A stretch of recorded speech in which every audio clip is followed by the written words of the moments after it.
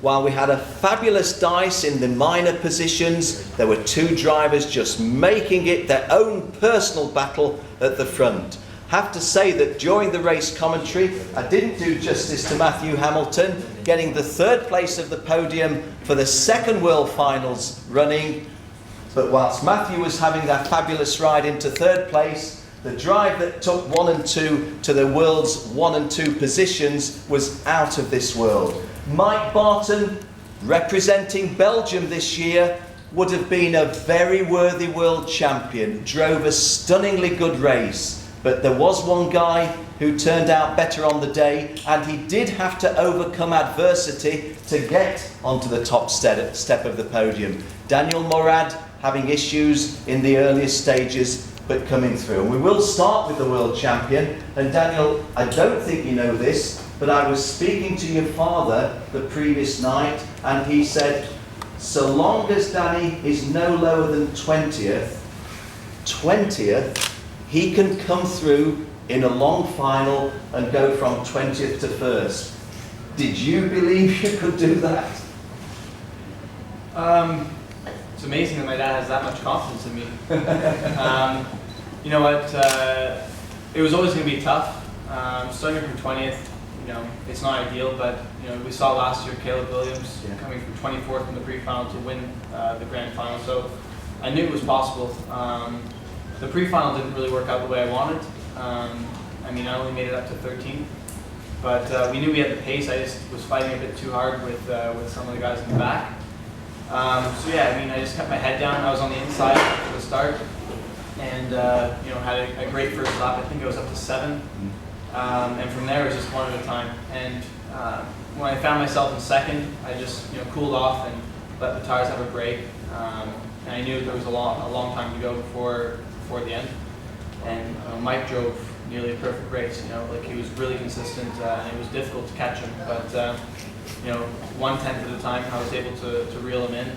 And you know, the last lap, I tried sizing everything up and working out the best option. I figured he'd defend into 3, so I mean, I had to try in 1, didn't work out, and the only other option without him defending would probably be 8, and I went for it, and it worked out.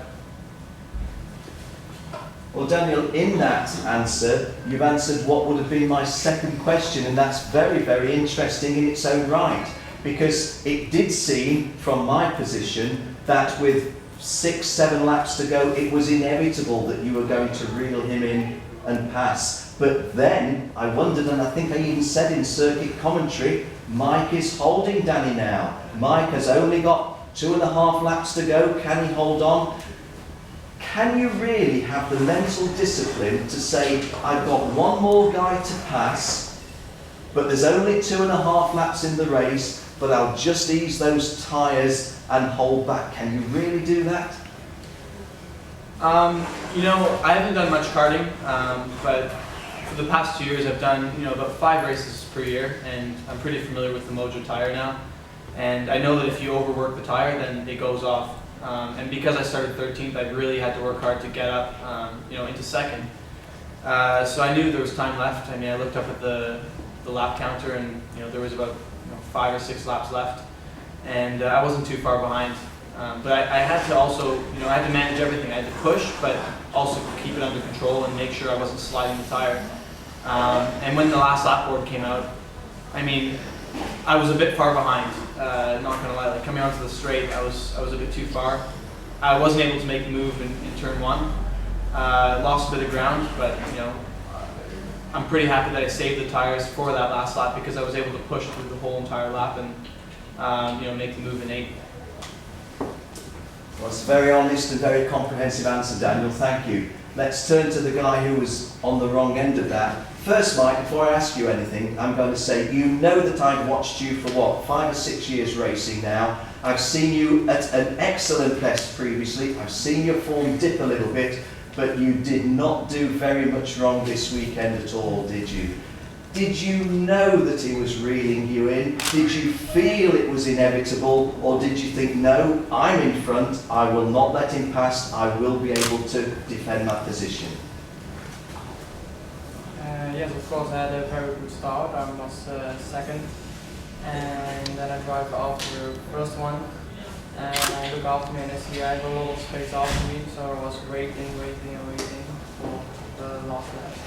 And then after half race distance, I see one guy coming, and then I say this is the moment to pass, and then I pass the one and I take the lead. And then I was pushed very, very hard, and I take a big gap. And yeah, I know the last laps it was very, very hard, the tires also. And yeah, the last laps it was very, very hard to roll them off. And yeah, we started the last lap and we have a little gap. And also when it's cold, it was very hard. Yeah, the whole league is going around. Was there a moment after he'd passed you when you thought, look, there's still an opportunity, can I just get back inside, can I get the drag up the straight? Was there a moment that you thought you might hold on, get back, or did your heart sink when he went and you thought, not this year for me? No, of course, I wanted to take the first place, and also in the last corner I dived him at the outside because he was holding the inside.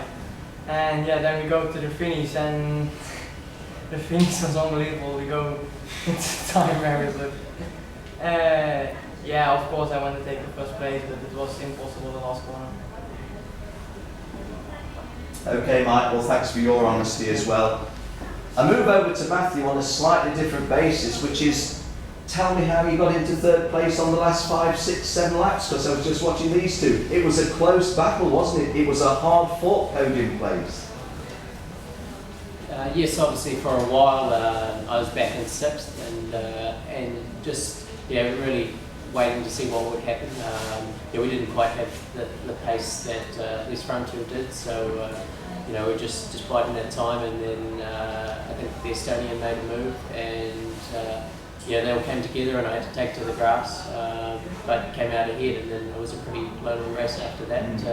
These front two guys were miles ahead, and 4th place was a wee way behind, so just about not making mistakes, and hoping these two had a bit of a battle. Well, just pick up on one of the aspects of what you said. Do you feel that without the little leaving of the tarmac and onto the excursion onto the grass, do you think there was a point at which you might have got second, first, or from what you've just told me, are you saying, no, I knew they got pace which I hadn't got, in which case third was as much as you could go for? No, I don't think so. Like we always had pace throughout the weekend. It was always going to be a hard last race. This is our first time in DD2, so we're learning a lot, and we probably didn't quite make the right choices for the final. But once again, it was always going to be hard. We knew from the pre-final that Mike was fast, and obviously Ben was fast all weekend. So. It was going to be tough. We were just going to try and be there at the end and battle it out. But as it turned out, we weren't quite close enough. But really happy with it. Back home in New Zealand, is there strong enough competition with drivers, tracks, events for you to stay as sharp as maybe you need to be to get a world title? Yeah, I think so. Obviously, with DD2, we don't run in New Zealand, so that's where it gets hard. But I had a great battle with Josh this year, and obviously he won, and I was second. So there's plenty of good drivers there in New Zealand. Obviously the track conditions are a lot different. We don't have the grip. We probably don't have the numbers as well. The setup is a lot different when we come to a meeting like this. But obviously there's many drivers in New Zealand that were worthy of being here, so I was very lucky. Well done, Matthew. It takes a very consistent driver to get onto the podium of a world final and do it again the following year. So well done, Matthew Hamilton. Tremendous praise from me to Mike Barton, but I have to say, Daniel Morad sitting in the middle there, he really did have something special.